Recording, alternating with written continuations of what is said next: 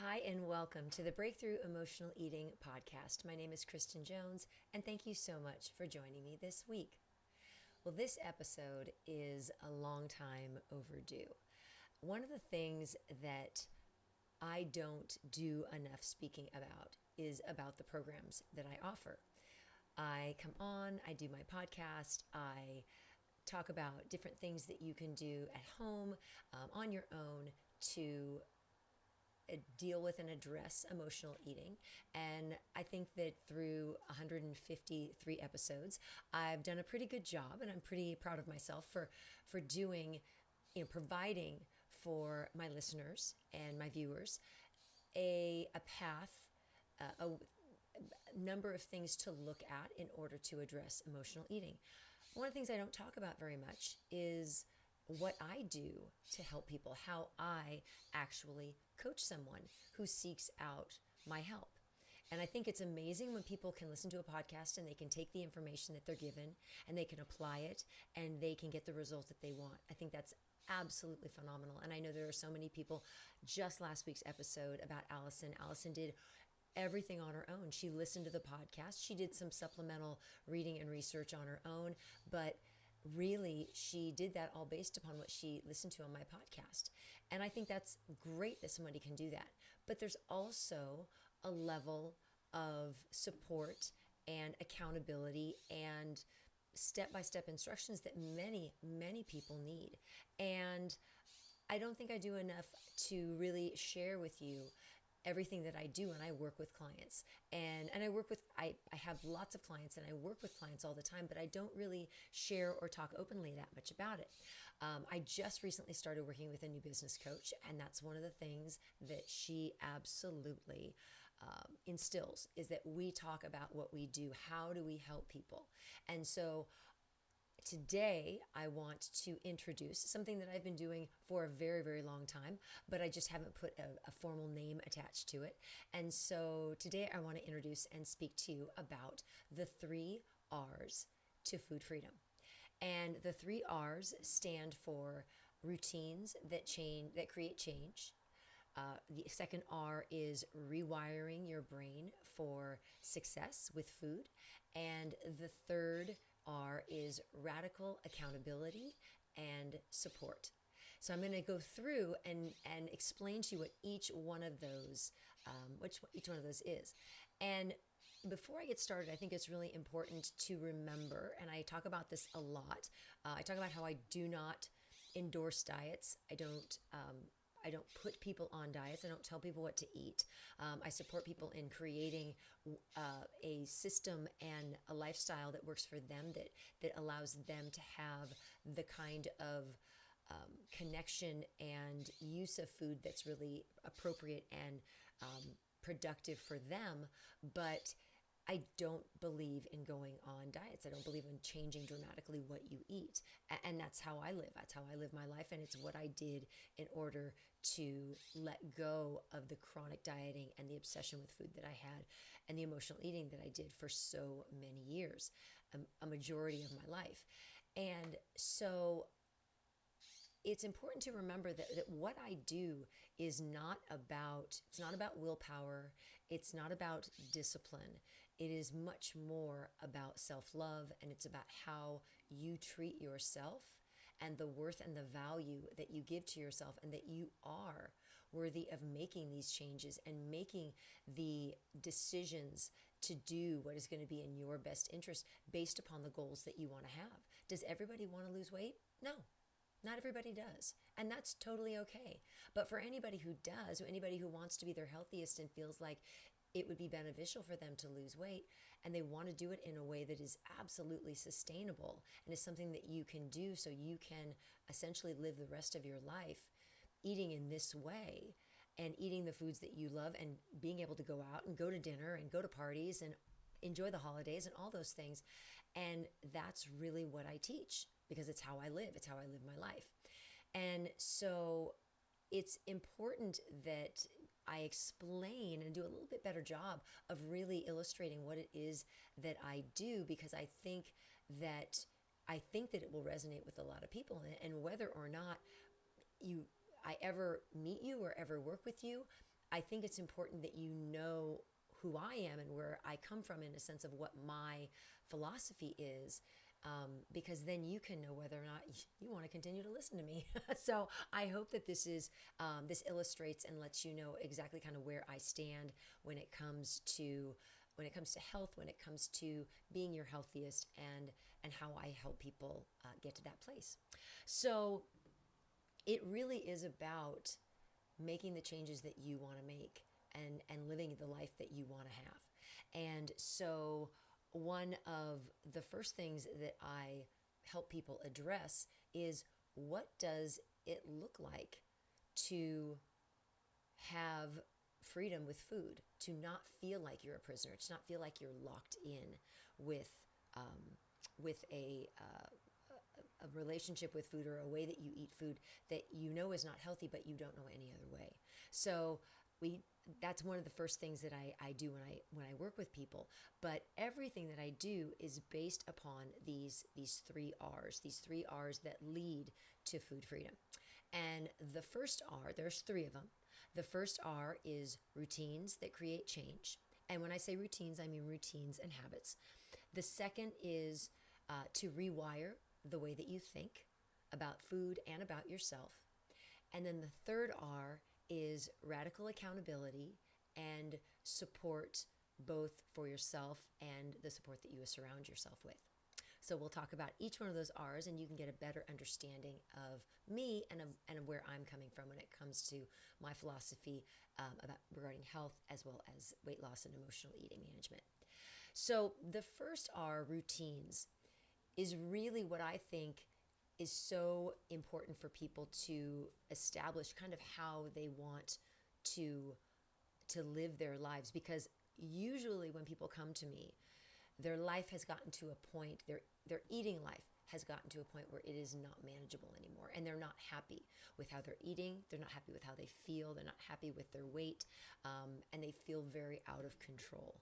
And so putting routines and habits in place is the first thing that we do, because it really actually allows people to kind of settle in and feel like they have some semblance of control over their lives. There are things in our lives that we cannot control, but the things that we can, we need to create habits and create routines around those things, because our brain positively responds to routine and responds to habit.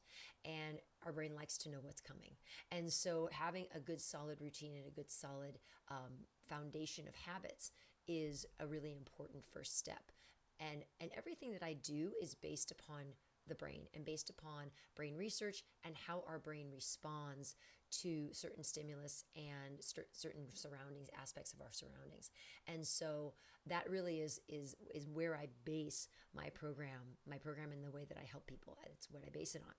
So there are 6 different areas that I like to look at when it comes to routines. So the first one is planning what you are going to be eating throughout the day, making a plan for yourself. Your brain loves plans. It loves to not have to make so many extra decisions.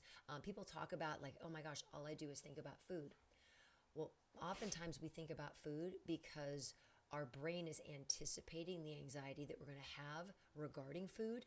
And so all it does is just keeps thinking about it. And when we make a decision and then we set it aside, our brain actually is then able to direct its bandwidth to other things in our lives that are more important. So making a plan, whether it's on paper or whether it's in your own head, making that plan is super, super important. That's the first step. The second step is attached to the first step. So when we make a plan of what we're going to eat, we also need to follow through on it. And one of the reasons why we need to follow through on the plan is because most of the time when people are either emotional eaters and that has led to them being overweight, or they're not emotional eaters and they're overweight, is that most people will come to me and say, I don't know what to eat. And the bottom line is, there is no magical food that's going to make you gain or lose weight. Eating too much food is going to make you gain weight.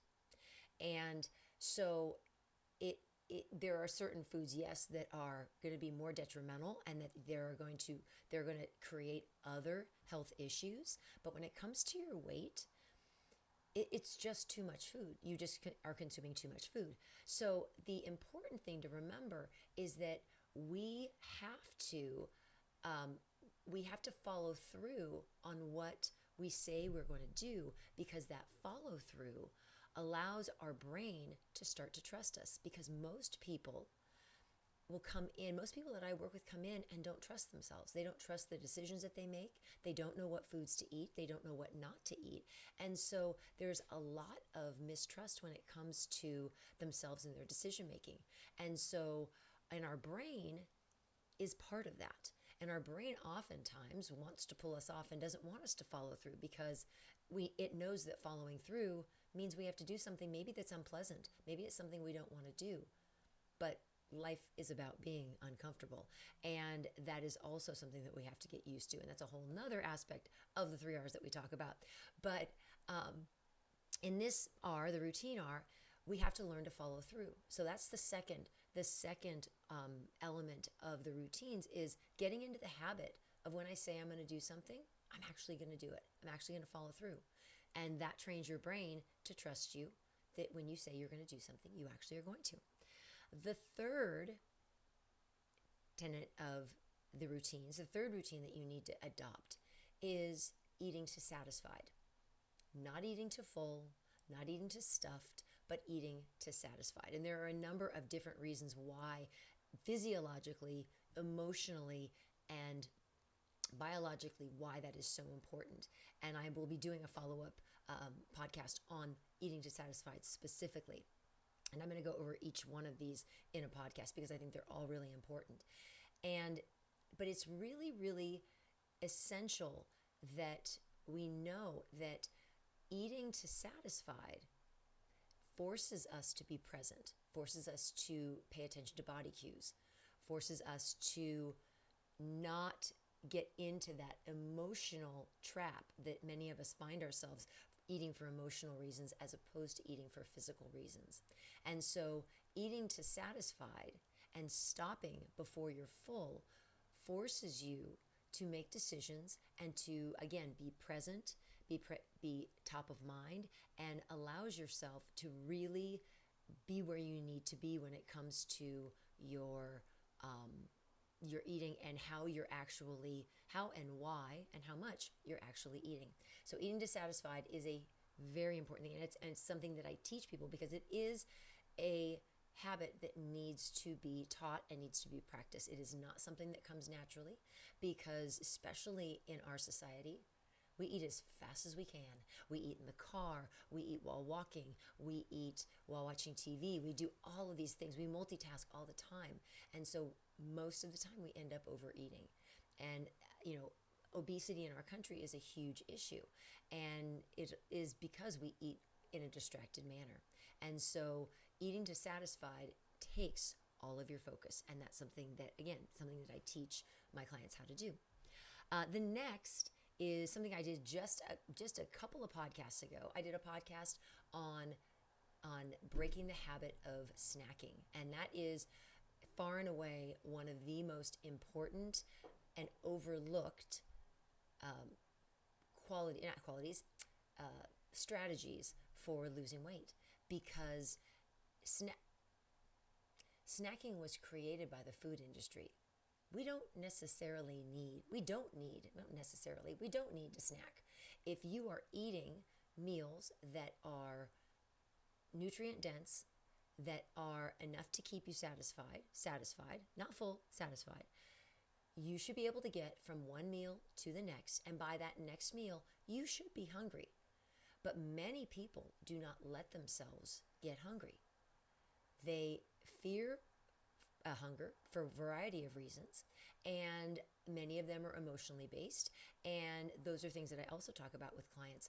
But most people don't let themselves get hungry, and so not snacking and allowing yourself to go 3 to 4 hours between meals, which would be the same amount of time that would be if you had your 3 meals a day, it allows so many physiological things, so many emotional elements are brought into it. But one of the things that's really important why we don't snack is because it keeps your blood sugar level low. And so you don't have those spikes of insulin and spikes and then crashes, and you don't get on that blood sugar roller coaster. And so it makes it much easier to sustain and eat foods that you want to be eating and that you want to eat in the right amounts when you don't allow your blood sugar to go too high and then to drop too low. So snacking is the fourth of the 6 elements.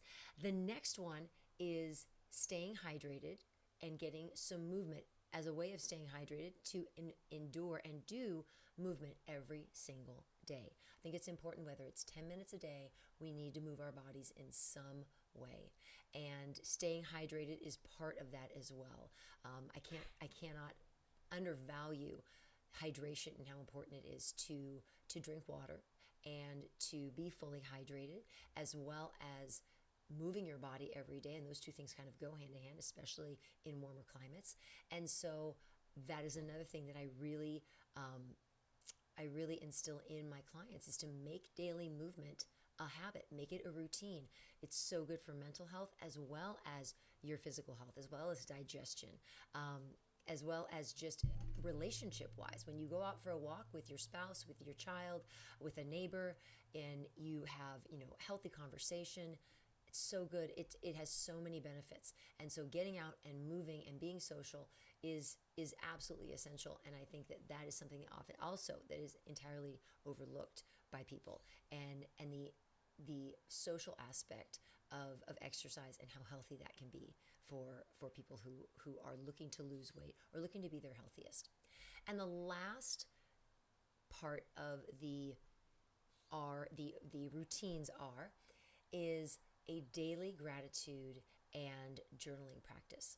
And when I say journaling, I don't mean you have to journal for a really long time. And when I say daily gratitude, I'm talking about 3 things that happened in the last 24 hours.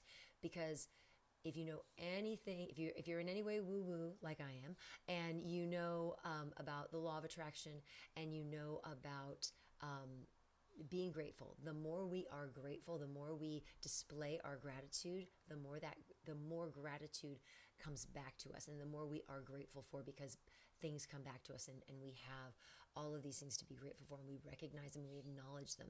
And it is just it's that circle of energy, of positive energy, that just continues to flow, and it cannot be diminished. It is really, really essential, because also part of making a transformation, part of changing your life, is about changing your mental outlook and your mindset. And journaling and gratitude are all part of that mindset change, and those really are important, and they have to be a part of your daily routine. And it has been shown, there's been so much research done, that daily journal writing and daily gratitude, in a majority of the people that they surveyed, most people will say that their lives are exponentially better because of the daily gratitude practice and the daily journaling that they do. So yeah, I absolutely find that essential in my program that I work with people, and when I help people. I also want to emphasize that when I say a daily gratitude practice, does it have to be written down? No. Journaling, if I'm going to ask you to write, it may be 2 or 3 sentences. But your gratitude can be done in your head. I prefer when it's written down. I think there's a lot more power in writing things down. But journaling can be 1 sentence, 2 sentences, 3 sentences. We build up. But it really is something that once people start doing it, they realize the value of it, and they absolutely can't live without it. So those are the 6 R's from the first R of routine. And those are, again, essential. I present those to my clients to consider. I don't force anyone to do what I recommend. I encourage, I tell them this is part of my program. If they choose not to do it, that is their choice. But when if they start to have issues with making progress in the way that they want to make progress, I will always remind them that there are things that they can be adding to it that can really supplement and really help them move towards the goals that they've set for themselves. So these things are put in place for a reason, and I really strongly encourage all of my clients to at least try them and see if they work within their lifestyle.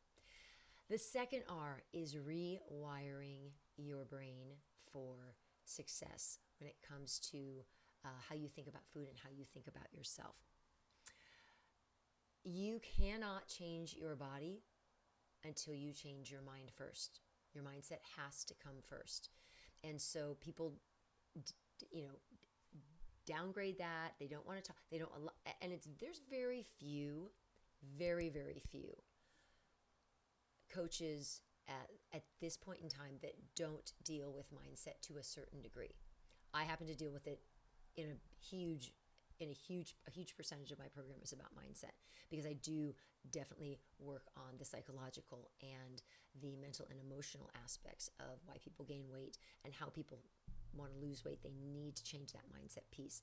So rewiring the mind is so very important, because we've had these limiting beliefs, these beliefs that are holding us back. And sometimes they haven't held us back until something specific happens. But we have to look at changing the mindset that we have in order to make the changes that we need to make. So the first thing that I address when it comes to rewiring your mind is looking at negative self-talk. I think negative self-talk is probably one of the most detrimental things that people can do when it comes to their overall health, because our bodies absorb all the energy and everything that we say. Our bodies absorb that and it keeps it. And if we are bogged down by that negative energy and we're bogged down by those negative thoughts, it can absolutely do crazy things to us, and it can actually make us sick. And so it is so important to immediately start addressing negative self-talk. And I have a system set up. It's called Breakthrough Your Brain, and it teaches you how to find what the negative thought is, to reprogram it, to come up with a different new thought to talk back to your brain, and then to give yourself an affirmation after you've diminished the negative thought. You then come in with a positive thought to replace it. And it is a very, very powerful system, and it doesn't take long to start to rewire the mind and see the differences in how you feel on a regular basis. The next thing is looking at the subconscious and the subconscious beliefs. As I talked about, the limiting beliefs, the subconscious beliefs that we have about food, about ourselves, about our connection with food, and where those come from.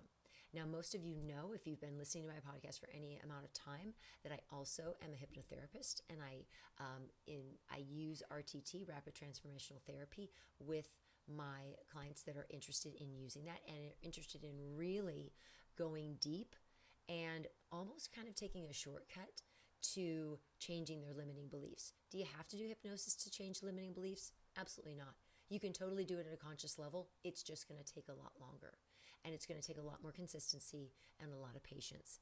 And honestly, most people don't have that. And so it's like an e-ticket. It's a front of the line pass. Doing hypnosis really has been incredibly transformational for so many of my clients, and going in and looking at the subconscious beliefs that we hold, where they came from, changing them, instilling new beliefs, and then rewiring the brain to have those new beliefs. And people's lives have been so dramatically changed because of that. And so that's another aspect that comes into play. And again, totally optional. People are not required to do hypnosis, but it is something that I always offer if somebody is interested, and we give it a shot. And in almost all cases, it works very well.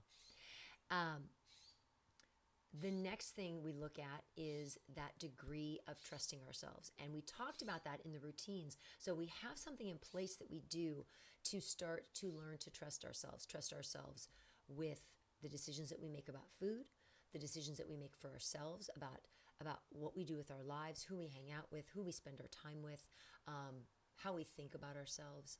And so we start to change that narrative, the narrative that a person has about that they trust themselves, that they make good choices with food, that they follow through because they love themselves. All of those things are really focused on, and we create affirmations that go along with those things that people then start to make a regular part of their daily routine. So it can go back up into that routines piece, but affirming yourself and saying nice things to yourself. It's not something that's very innate to people, and they have to practice it, but it daily gratitude and daily kind words for yourself can single-handedly, when practiced consistently, can change your life. And it's so important. It is just such a foundational piece of my program, and it's absolutely necessary that if I work with someone, they have to agree to do that. So for those of you who are rolling your eyes and going, oh my gosh, this is just way too like emotional and way too, I just want to be told what to eat. You can listen to my podcast all you want, but I am not your girl. I'm not the person you want to work with, because I need to work with people who know that this goes much deeper than just what we're putting in our mouths. And so that's where I know the people that connect with me, the people that feel that way and understand that, those are the people that I end up working with. And those are the people that end up having the success that I'm able to support them having.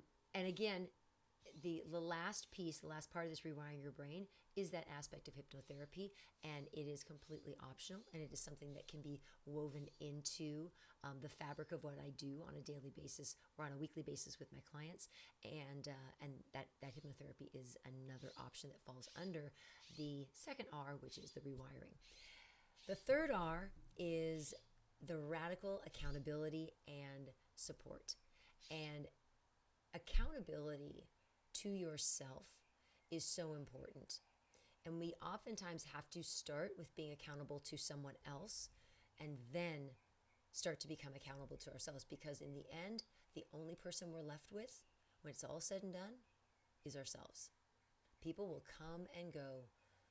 Spouses, kids, coaches, friends, they will all come and go in and out of our lives. The only person we ultimately have to depend upon for any support that we need is ourselves.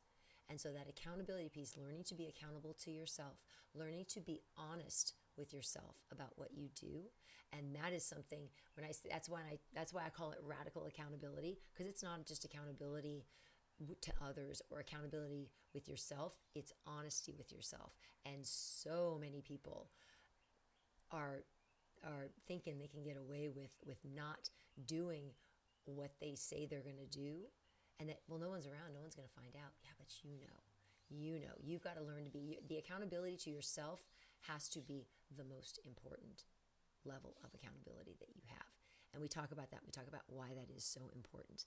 But also the personalized guidance. And one of the things that, and I just did a post on Instagram about this, and I definitely am going to do a podcast about it, because I think it's so important to remember.